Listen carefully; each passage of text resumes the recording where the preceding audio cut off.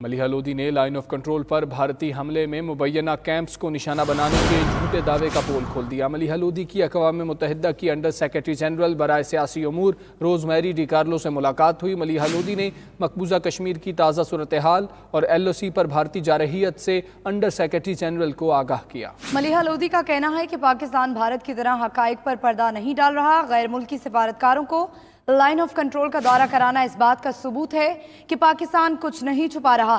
ملیحہ لودھی کا مزید کیا کہنا تھا، جانتے ہیں اپنے نمائندے فیصل رضا سے۔ فیصل بتائیے گا مزید کیا کہنا تھا ملیحہ لودھی کا؟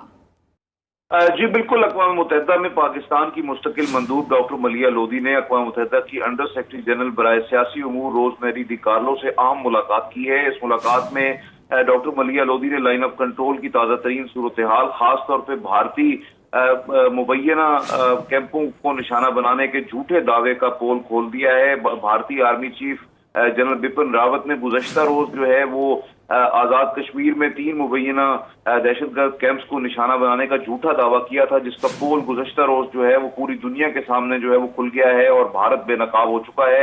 ڈاکٹر ملیحہ لودھی نے مقبوضہ کشمیر میں تازہ ترین صورتحال اور لائن آف کنٹرول پر بھارتی جارحیت سے بھی انڈر سیکرٹری جنرل کو آگاہ کیا۔ انہوں نے کہا کہ پاکستان بھارت کی طرح حقائق پر پردہ نہیں ڈالتا، جھوٹ نہیں بولتا۔ پاکستان کی جانب سے غیر ملکی سفارتکاروں کو لائن آف کنٹرول کا دورہ کرایا گیا۔ یہ اس بات کا ثبوت ہے کہ پاکستان کچھ نہیں چھپا رہا۔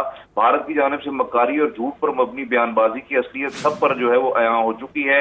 بھارتی افواج 5 اگست کے بعد سے ہزاروں نوجوانوں اور بچوں کو بغیر مقدمات اٹھا کر لے گئے ہیں اور وہ پابند سلاسل ہیں۔